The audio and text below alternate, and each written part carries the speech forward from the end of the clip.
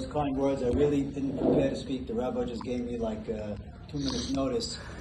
But I really want to just say something from my heart. Sometimes the things that come out best come from the heart.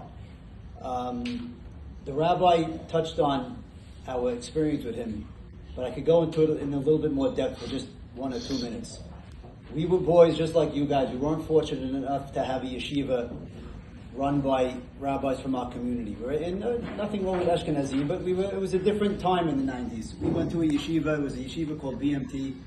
I was straight out of the yeshiva Flatbush. It was very, very challenging to get acquainted, to get used to everybody and everything going on. I had my friends, of course, but it wasn't really a community institution. And really, from Shamayim, Hashem sent to somebody. The yeshiva was in Bayit Vegan. Rabbi, you still live in Bayit Vegan? So down the mountain from where the rabbi lives, the rabbi came down purely l'shem Shamayim. He knew there were boys in the community. He came down. He brought us mazah. He invited us for Shabbat. I cannot tell you my first real experience seeing somebody l'shem Shamayim at work. He really had nothing to gain in the sense of just doing good for other boys from the community. We went up to his apartment, his house all the time. We had Shabbat there. He started to give us shiurim, and slowly but surely a relationship developed. So much so that when we came back Pesach, like he said, he came back with us and made sure we would stay learning and stay focused and so forth. But the real thing you have to know about what you have here in this yeshiva is that it's run by somebody who really puts his heart and his soul into the boys, into you guys, into everything that you see before you. It's not easy. I know I was involved with the rabbi on certain projects a few years ago, helping him fundraise, helping him grow, and now we talk every now and then about, I know he's trying to expand and build a building and so forth, but really, you have to know the rabbi is not doing this because he's making a lot of money and he just wants the prestige. He really, inshallah, he could have both, but he's really doing this really just to help every single one of you.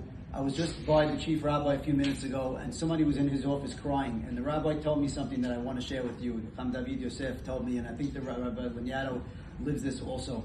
He goes, you can look at everything as a sibur, but when you help one person, a man was sitting there, he didn't know the man's telling him his son is in prison for something he didn't do, whatever the story was, right or wrong, that's not the point. But the rabbi said, you know what, in life sometimes we worry a lot about the sibur, and we really want to worry about, and we worry about everything going on.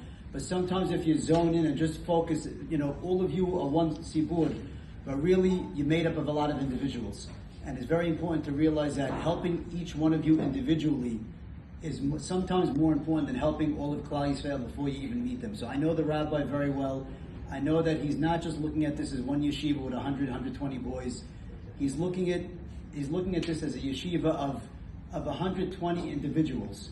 Each of you are a yeshiva in itself, and you have a tremendous potential to learn from the rabbi, to absorb his wisdom, his chokhmah, everything that he brings to you for the next, 9-10 months, as long as you hear it.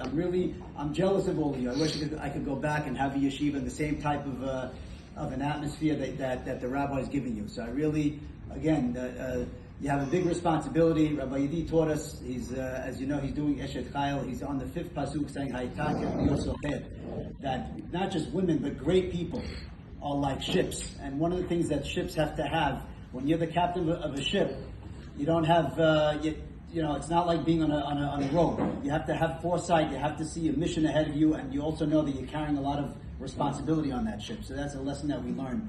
So all of you should know that you have a rabbi that cares about you, a rabbi that wants you to grow. He's treating each one of you like his own yeshiva, and in turn, you as boys here in the yeshiva have tremendous potential and tremendous responsibility, and B'ezrat Hashem, you should use this opportunity to grow and really better yourself, and to not just learn, but to learn how to learn, and to commit yourselves to a life full of Torah. This year, next year, B'ezrat Hashem, you'll build families, and for many years to come, you'll be very successful. Amen.